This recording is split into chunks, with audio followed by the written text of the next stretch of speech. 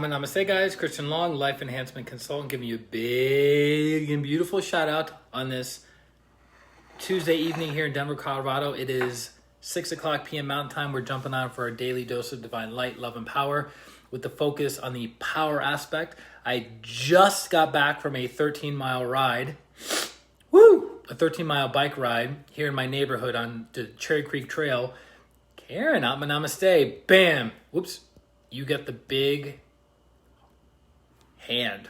And as I came back, I was like, my body's super hungry. Let's cook some food. And then I realized, the stream. So I have my hot, delicious food right here in front of me. But keeping with my commitment, I wanted to say, let's stick with power. So it made me think, power, remember we talked about if you want to develop more power or more will in your life, move your physical body. So what did I do? I moved my physical body for 13 miles today on the bike, up a couple hills, tiresome, heavy, but I pushed through in order to train my physical body to do the things that it does not want to do, because who's in charge? The physical body or the soul? The soul, right? The soul is in charge of the physical body, the soul is in charge of the emotional body, the soul is in charge of the mental body. It controls the thoughts, the feelings, and the actions, not the other way around. So even though my body's hungry and wants to eat and I have delicious food staring me in the face, I'm practicing the will aspect or the power aspect of going, nope, I'll feed you in a minute. Which is interesting because St. Francis used to treat his body as the mule. He used to call his body the mule. So when his body was hungry and he was transcribing scripture, he would say, mule, I'll feed you later, because he saw the body as a beast, right? As something that was meant to be controlled, not to be controlled by. So it's kind of a demonstration of power.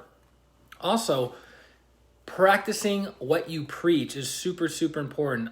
You guys notice I don't talk about taxes. I don't talk about quantum physics. I don't talk about, the Roman Empire, because that's not my area of expertise. That's not what I've specialized in over the past 20 years of my life. What do I talk about? Energy healing, meditation, and practical spirituality. That is what I've become very, very good at, and that's what I do as my profession and as my dharma or purpose in life. So the more I can embody the aspects of my soul, light, love, and power, the more I can encourage other people to embody their own aspects of light, love, and power. So if I'm preaching to you about power, Osman, I'm gonna stay. If I'm preaching to you about power, but I don't have any power within me, I'm not an embodiment of power, there's not gonna be much of a transference of energy. Does that make sense? Meaning, I'm a meditation teacher, but I'm stressed out and full of anxiousness all the time. I wouldn't be a really good embodiment of the energy of a meditation teacher. Make sense? So that's why I stick within my field of expertise, and so the energy that's coming through me from my teacher, Grandmaster Choa Kuk-Sui, is as unadulterated as possible. I have my own filters, I have my own weaknesses, I have my own blind spots, but I do my best to purify, so the energy that passes through me and goes to the people that I work with, whether they're on the stream, it's a one-on-one, it's a group meditation, get the best, highest quality energy possible. Does that make sense? So that's a function of divine power. The willingness to become a better person so you can affect and improve and impact the lives of more people, right? The bigger your aura, the greater your impact.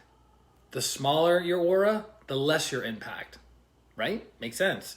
So you want to do the very, very best that you can to be an embodiment of what you do. It would be like similar to hiring a personal trainer who is 75 pounds overweight with high blood pressure, high cholesterol, and has horrible sleep patterns and acne all over their face, right? They're not an embodiment of health, of wellness. So most likely they can't, even if they told you exactly what you need to do, Namrita, I'm going to say, they're not a very good embodiment of that.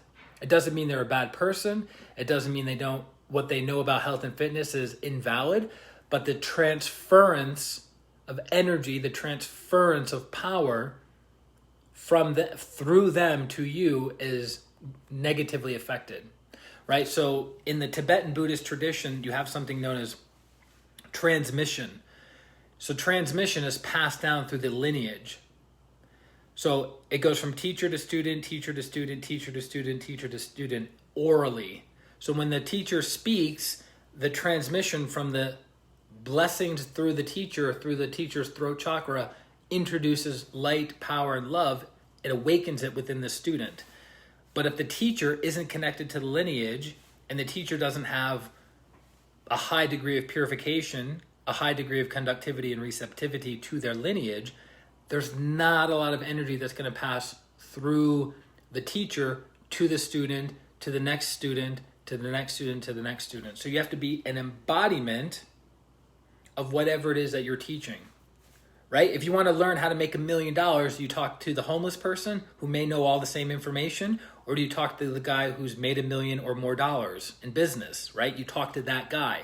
So if you want to know how to have inner peace, happiness, and joy, you talk to somebody who has mastered or has a high degree of proficiency in inner peace, happiness, and joy. Super, super easy, right?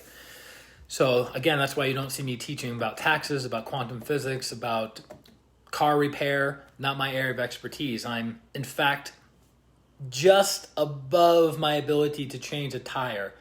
That's about as mechanical as I am. If you ask me to do anything beyond changing a tire, I'm like, sorry, not my area of expertise, no idea.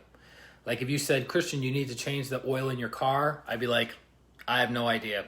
When do I change it? Who do I bring it to? They can do it. I'll pay them the money, right? So that's why I wanted to jump on and share with you guys before my phone dies, because it's less than 10%. But that's our daily dose of divine light, love, and power today, with the focus on the power aspect. And for those of you who are looking for inner healing, inner transformation, Chris, my margarita brother, Amanda, Atma Namaste. Chris is enjoying margaritas in his house in Golden, Colorado, not sharing with anyone else. Thanks, man. Appreciate the bike ride. But for those of you who need healing, feel free to reach out to me on my website directly, ChristianRLong.com. Schedule a consultation, or you can schedule a healing directly on there, and we can transform your life. This is coming from 16 years of experience working with thousands of people over that 16-year period. Osman, you're very, very welcome. Blessings to you and the family. Thank you so much for your support on social media. I appreciate you and I appreciate it. And I look forward to connecting with each and every one of you moving forward now and forever.